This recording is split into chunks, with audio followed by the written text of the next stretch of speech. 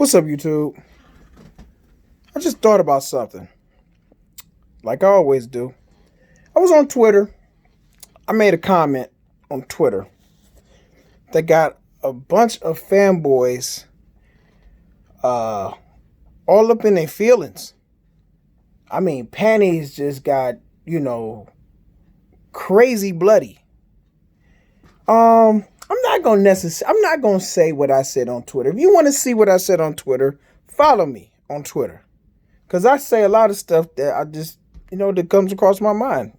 To tell you how I feel, what I think, everything else. So, long story short, it triggered these fanboys.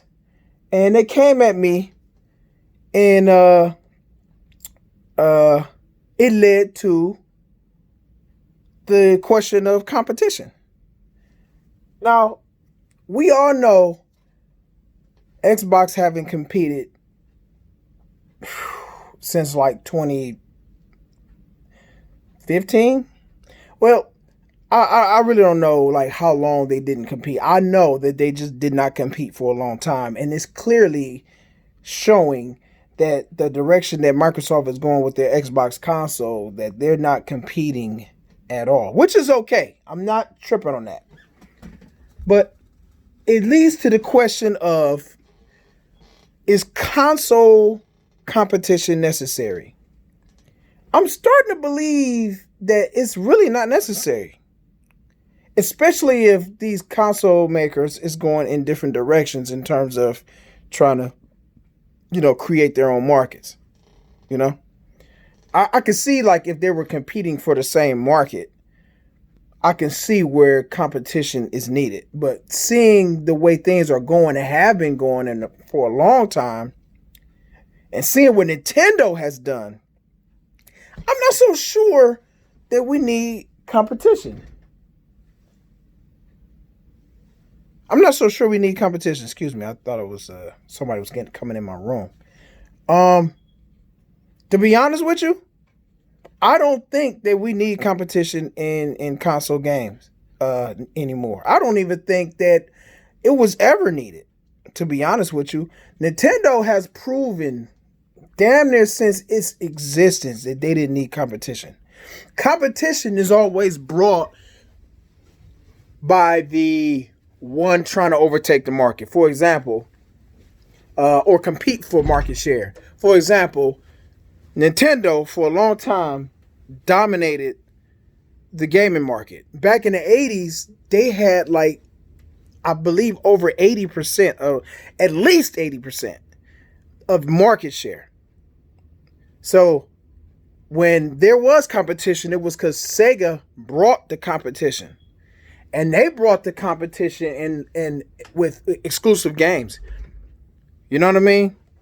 And actually, when they first they had the Sega Master System, which competed with Nintendo, but that was really like no competition. But then Sega, they upped the ante, and then they brought in the Sega Genesis, and that was like, okay, it was heating up then.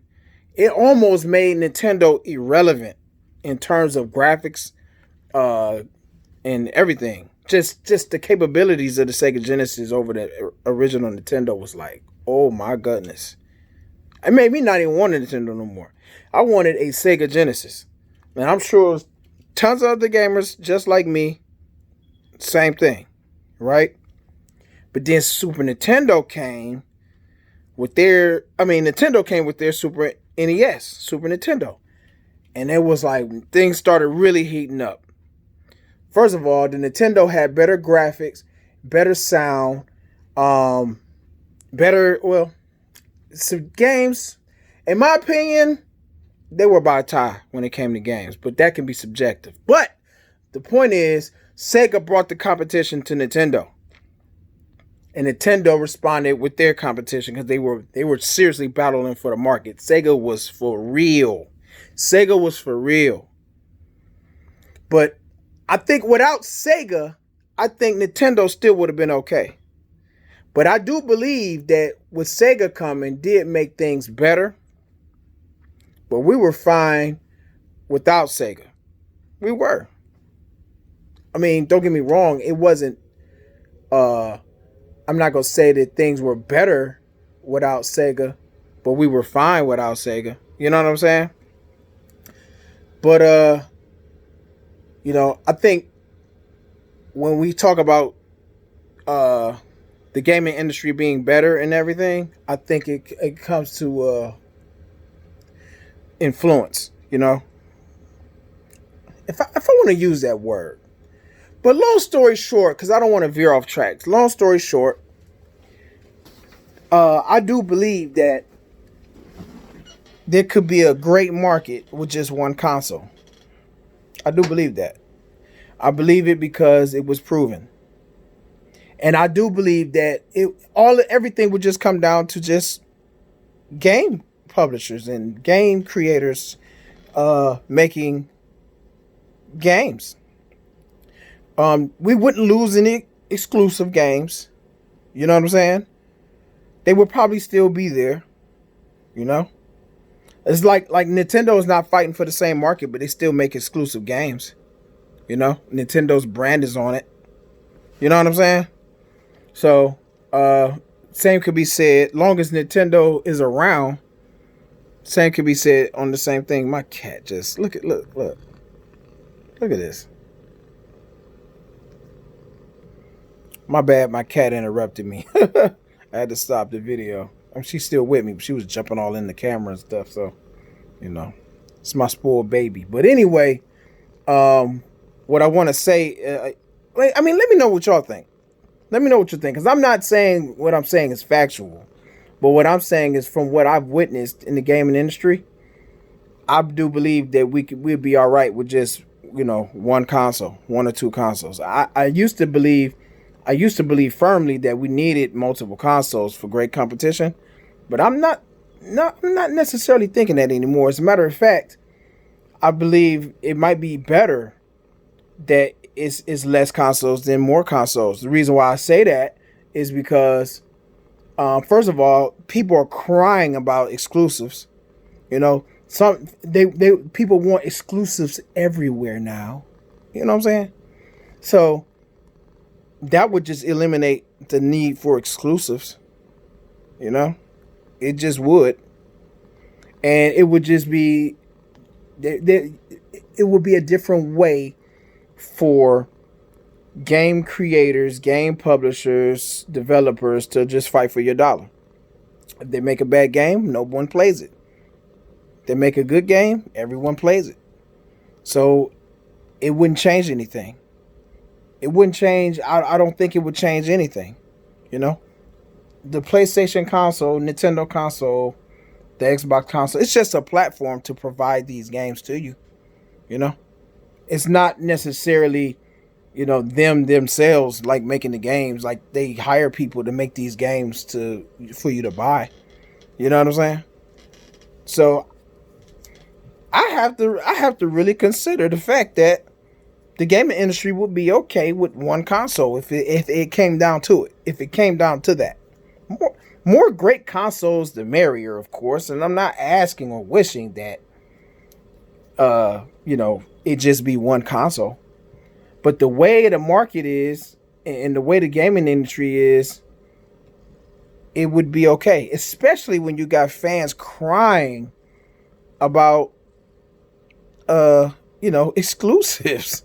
You know what I'm saying? Which is just beyond crazy. It's necessary. Exclusives are necessary in all aspects of business. Everything in business is competing for your dollar. And if you got two of the same type businesses competing for your dollar, then that's just what it is. It is compete for your dollar. Walmart, Target, Scott's toilet paper versus Charmin. They find ways to the same products, but they offer different exclusive features of their product that entices you to buy. Whatever the case may be. What is the harm and logic in that? People, man, I swear. Ridiculous. Ridiculous, bro. I'm already 9 minutes into this video, man. And I wasn't trying to make this video long, but like I said, it would just all of it would come down to um, game publishers competing for your dollar versus the game consoles competing for your dollar. You know what I'm saying? Hell, these console makers don't make no money off the consoles really anyway. They make their money off everything else but the console. They make their money off everything else. You know, I don't have to say it. So yeah. And Nintendo, man, they have shown so many ways that they can deliver quality stuff without having to, cut corners. Seriously. Let me know your thoughts in the comment section, man. I really want to know your thoughts. Rome, I'm out.